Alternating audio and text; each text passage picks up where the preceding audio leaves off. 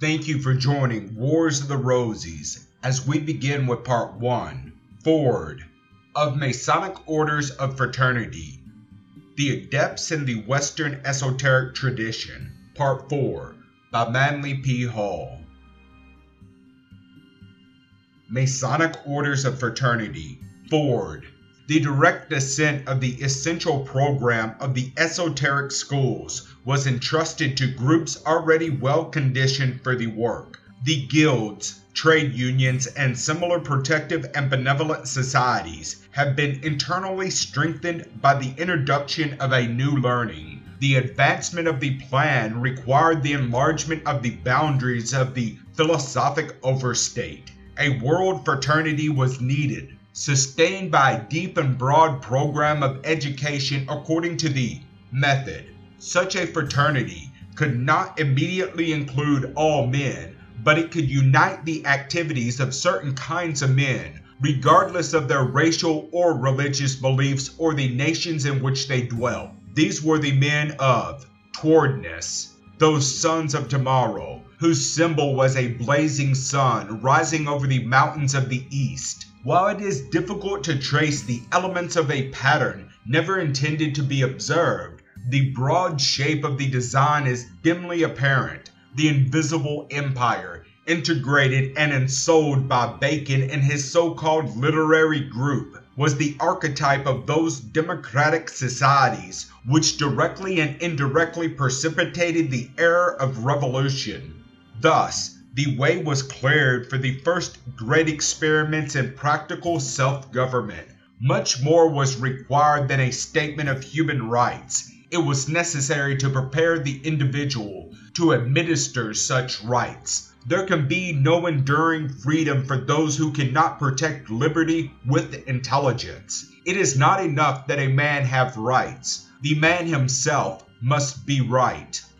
It was inevitable that the orders of fraternity should sponsor world education. The human mind must be enriched in the essential knowledge and be freed from the boundaries of ignorance, superstition, and fear. The program included a systematic expansion of existing institutions and the enlargement of their spheres of influence. Slowly, the order of universal reformation faded from public attention, and in their place appeared the orders of world brotherhood. Everything possible was done to prevent the transitions from being obvious. Even history was falsified to make certain sequences of activity unrecognizable. The shift of emphasis never gave the impression of abruptness, and the motion appeared as a dawning of social consciousness. The most obvious clues to the secret activity have been the prevailing silence about the origin and the impossibility of filing the lacuna in the records of 17th and 18th century fraternal orders. It is usual to consider fraternal orders as merely societies of good fellowship, but fraternity actually implies much more. The brotherhood of man must become a social reality before the new Atlantis can exist as an ideal commonwealth in this world. Without fraternity, all the large benevolencies of mankind come to nothing. There can be no enduring security, no lasting peace, no practical cooperation between the classes of society or the sovereign states of the political sphere without the conviction that all men share a common heritage of opportunity and responsibility. The method must first give birth through time to an ideological empire without physical boundaries, composed of citizens of a certain quality, a common vision, and a mutual purpose. The orders of fraternity were attached by slender and almost invisible threads to the parent project. Like earlier schools of the mysteries, these fraternities were not in themselves actually embodiments of the esoteric associations, but rather instruments to advance certain objectives of the divine plan, especially the accomplishment by man of such self-importance as was immediately necessary. In spite of every adversity and impediment, the advancement of the human estate was inevitable. It was, indeed, the way of heaven unfolding in the sphere of human society through the machinery of the mysteries and their adepts. The era of exploration revealed a vast continent in the Western Hemisphere, suitable for colonization and ideal for the political experiment of democracy. By circumstances which appear more than fortuitous, Lord Bacon was a member of the Virginia Company, which included several illustrious names associated with the Baconian literary group. His lordship was also an organizing spirit in the whole England colonization scheme. It is evident from his writings that he regarded America as an ideal location for his philosophic commonwealth. That he proceeded to advance his program by practical means is evident from reports available to any interested historian. During the formative period of colonial growth, numerous Baconian landmarks were set up as monuments to the enterprise.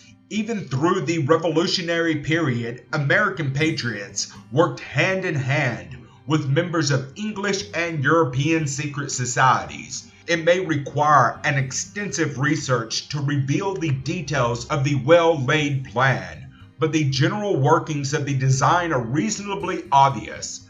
Bacon carefully prepared a model for those who succeeded him, bestowing upon them not only a legacy of learning, but also a code of orderly procedure. From the New Atlantis, it can be inferred that the Royal Society was only a microcosm or a miniature of the Temple of World Science through experience. Knowledge, organized by vision and perfected by skill, was to be the enduring foundation of a free state. For the first time in history, progress was to be unsold by purpose, and mankind was to be equipped with the instruments necessary to perfect an enduring state that should not crumble from lack of vision or means.